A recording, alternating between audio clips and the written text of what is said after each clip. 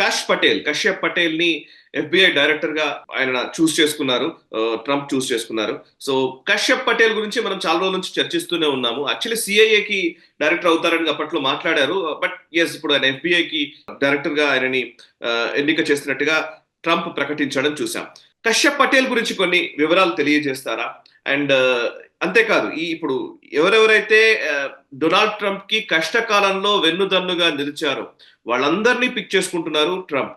And అంతేకాదు, deep state ని dismantle చేయడమే పనిగా పెట్టుకుని ఒక ఈ నియామకాలు జరుగుతున్నట్టుగా కనబడుతోంది.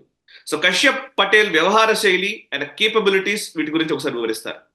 కష్ పటేల్ గతంలో కూడా ట్రంప్ హయాంలో ఆయనకు కొంత అధికారం ఉండేది. కోర్స్ సీనియర్ పొజిషన్ లేరు ఆయన. బట్ అప్పుడు కూడా ట్రంప్కు వ్యతిరేకంగా రష్యన్ ఇంటర్ఫియరెన్స్ ఉంది, రష్యాతో ఈయన కుమ్ముక్కయ్యారు అని ఈయన మీద చేసినట్టు అభియోగాన్ని వ్యతిరేకిస్తూ ట్రంప్ని సమర్థిస్తూ ఈయన చాలా అప్పుడు పోరాటం చేశాడు ఆయన. అలాగే ఈయనకు డిఫెన్స్ రంగంలో, ఇంటెలిజెన్స్ రంగంలో, ఈ ప్రాసిక్యూషన్ సంబంధించిన విషయాల్లో అతను చాలా కీలక పాత్ర పోషించినటువంటి విషయం మనకు తెలుసు. కాబట్టి ఇప్పుడు కష్ పటేల్ని ఏదో ఒక విధంగా తీసుకొస్తారు అని మనం అనుకుంటూనే ఉన్నాము. ఇప్పుడు ఫార్మల్గా అనౌన్స్మెంట్ వచ్చింది, FBI డైరెక్టర్గా ఆయన అపాయింట్ చేస్తారని. గతంలో ఈయన చెప్పినట్టు స్టేట్మెంట్స్ మనం చూసామంటే FBIని కంప్లీట్గా ప్రక్షాళన చేయాలి అని చెప్పారు.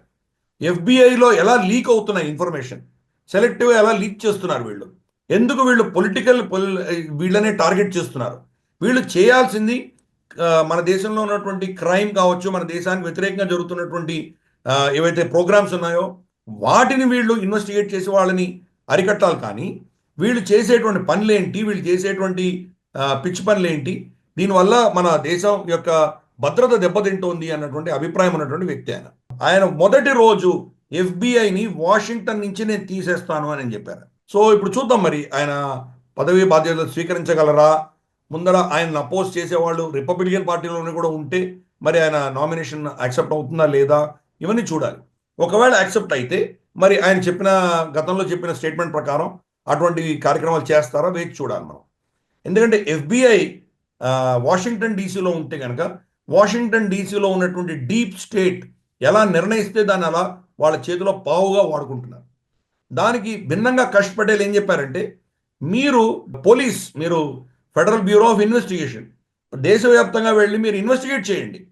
వాషింగ్టన్ డీసీలో ఉన్నటువంటి వాళ్ళ స్టాఫ్ ఎవరైతే ఉన్నారో వాళ్ళనందరినీ దేశంలో ఇతరత్ర ప్రాంతాలకి నేను ట్రాన్స్ఫర్ చేసేస్తాను అని చెప్పాడు ఆయన గతంలో.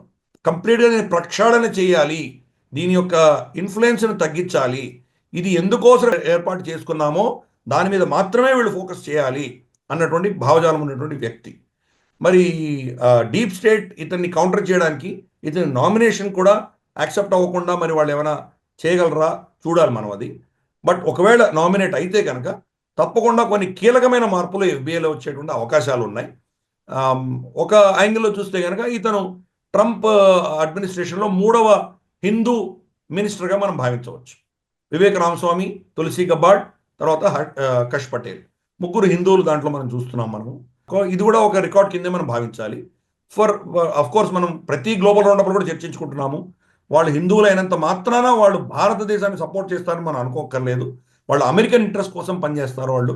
కాబట్టి అమెరికన్ ఇంట్రెస్ట్లో కూడా ఒక హిందూ దృక్పథంతో వెళితే కనుక దాంట్లో కొంత పారదర్శకత ఉంటుంది అని నా అభిప్రాయం.